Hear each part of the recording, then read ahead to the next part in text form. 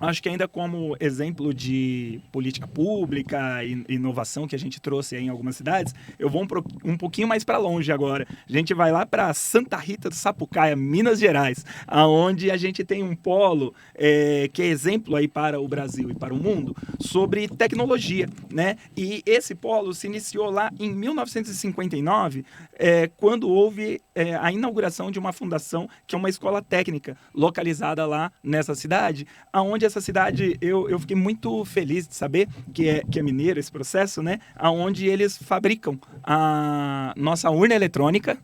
Eles também, né, têm aí um processo bastante importante sobre a tecnologia 5G. E uma coisa que causa aí um pouco de vergonha nacional, né? Até porque alguns ex-presidentes são obrigados a usar, que é o processo de tornozeleira eletrônica também, que é fabricado lá em Santa Rita do Sapucaí, lá no estado de Minas. Mas, enfim, além de Santa Rita do Sapucaí, que é um polo de tecnologia no nosso Brasil, a gente também tem aqui na cidade de São Carlos, junto ali à USP e ao UFSCar, também polos tecnológicos, né? Queria ouvir um pouco a respeito desse processo que você vê, é uma política pública colocada lá em 1959, que conseguiu desenvolver a tecnologia aí para as urnas eletrônicas, que são reconhecidas mundialmente, também para a tornozeleira eletrônica que a gente usa no nosso país e colaborando aí com o 5G. Entender um pouco como isso funciona, né? A gente tem outros exemplos aí, Zona Franca, mas enfim, sobre tecnologia, queria te ouvir um pouco sobre esse processo. Muito bom, Fernando. Esse exemplo de Santa Rita do Sapucaí, que aliás eu já tive a oportunidade de estar na cidade, é o que nós chamamos na literatura de administração pública municipal de tecnopólis, ou seja, é uma cidade que se volta para o processo de inovação e desenvolvimento. Enfim, isso parte de uma relação muito forte de investimento em educação, mas uma educação aplicada à ciência e tecnologia, né? E eu, inclusive, já tive um estudo que foi referência há 10 anos atrás, no programa Fantástico, onde Santa Rita do Sapucaí foi usado como uma boa prática, né? Porque esse é um processo muito importante. Você também mencionou São Carlos, né? Você vai criando um círculo virtuoso em torno do município. Então, ali tem um processo, né? No caso de Santa Rita do Sapucaí, que se inicia em torno de uma instituição, o desenvolvimento dessa instituição vai gerando uma mão de obra qualificada, que vai atraindo investimentos para o município, ou mesmo as pessoas que se formam ali entram numa tradição de abrirem seus próprios negócios. Negócios que começam como pequenas empresas, aquilo que hoje a gente acaba chamando de startups, né? Como no Vale do Silício, né? A própria Santa Rita do Sapucaí é conhecida aqui como o Vale da Eletrônica no Brasil. Vejam os exemplos que você deu de tantas tecnologias que saíram desse município.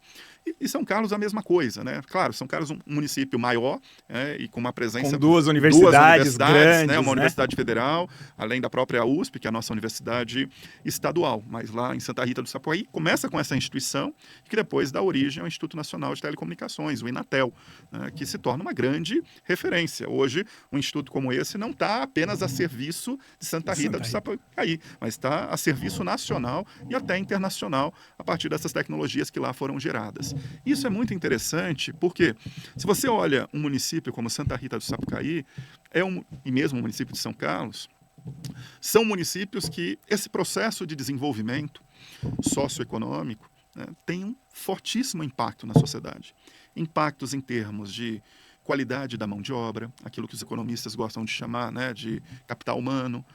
Então, são cidades com alta qualificação de mão de obra, que acabam atraindo mais investimentos, criando mais emprego, que dá origem ao maior fluxo de renda e que alimenta ali o processo de desenvolvimento municipal. Então, isso aqui é muito importante.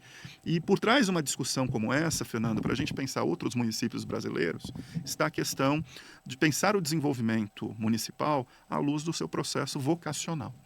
Qual é a vocação de um município? Isso é muito importante, né? Perfeito. Nós temos, inclusive, um município, também aqui no interior do estado de São Paulo, cujo prefeito, inclusive, é egresso nosso, que é Pompeia. Pompeia, que é ali na região do centro do estado de São Paulo, próximo a Marília. Pompeia também é uma tecnopólis, né? Pompeia hoje tem uma planta várias plantas industriais de uma empresa brasileira, fundada por imigrantes japoneses há muito tempo atrás, que é a Jacto, e a cidade, né, começa a crescer em torno da empresa, mas a própria empresa leva um processo também de desenvolvimento educacional. Pompeia hoje tem uma FATEC, né, todo mundo sabe a FATEC, as faculdades de tecnologia, também públicas, né, do Estado de São Paulo, que cumprem essa função de uma educação tecnológica. Tem um curso hoje em Pompeia de agricultura de precisão que foi criado dentro dessa relação com a própria empresa privada. É um curso hoje, é um dos poucos cursos da FATEC de São Paulo que atraem pessoas de todo o Brasil que vão a Pompeia para estudar agricultura interessados em agricultura de precisão, que depois voltam para os seus estados, para os seus municípios. Ou seja, Pompeia também é uma tecnopólis, ou seja, o município descobrir o seu processo vocacional e, a partir da sua vocação, tensionar, né, esse processo de desenvolvimento. Né? Então, muito interessante também esse exemplo do Vale da Eletrônica, em Santa Rita do Sapucaí, assim como de São Carlos, Pompeia. Estamos aqui falando, obviamente, de municípios, né, de Minas Gerais e São Paulo, mas poderíamos estar falando de muitos outros municípios, né, pelo Brasil afora, dentro dessa relação entre descobrir a sua vocação em prol do desenvolvimento. E claro que no caso de São Carlos, Pompeia e Santa Rita do Sapucaí, a dimensão principal é que o processo vocacional está dentro do desenvolvimento tecnológico. Muito bem. Eu ressalto, né, a importância da gente trazer esses exemplos realmente daqui do nosso território nacional, pois muitas vezes a gente fala, não, o Vale do Silício só tem mente brilhante fora do país, a gente perde todas as nossas mentes brilhantes. E na realidade não. Né? A gente tem aí exemplos muito práticos acontecendo aqui no estado de São Paulo ou no estado vizinho, que é Minas, em conjunto com o estado de São Paulo, que são exemplos muito bons. Né? Agora mesmo, a gente está tendo a construção do Instituto Federal na cidade de Mauá, onde o Instituto Federal olhou, fez toda uma pesquisa para entender quais são os cursos que devem ser abertos, dado a característica profissional da região, né? Então, nesse momento está acontecendo ali a construção desse planejamento, desse instituto ali na cidade, que é uma cidade aqui da região do ABC Paulista, diga-se de passagem, aonde eu moro, né? Que vai receber um desses novos 100 institutos federais. Exatamente.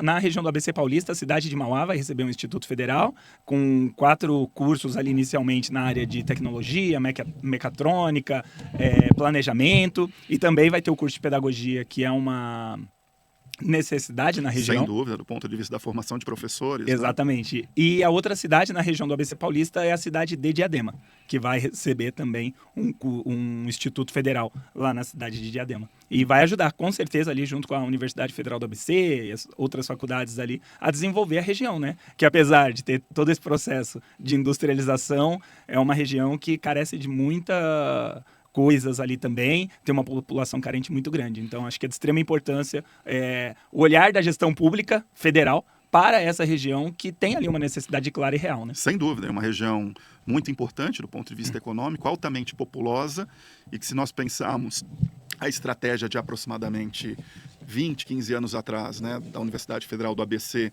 ali nos territórios de Santo André e São Bernardo, e agora, diante dessa nova expansão da educação superior, mais tecnológica, trazendo os institutos para Mauá e Diadema. Exato.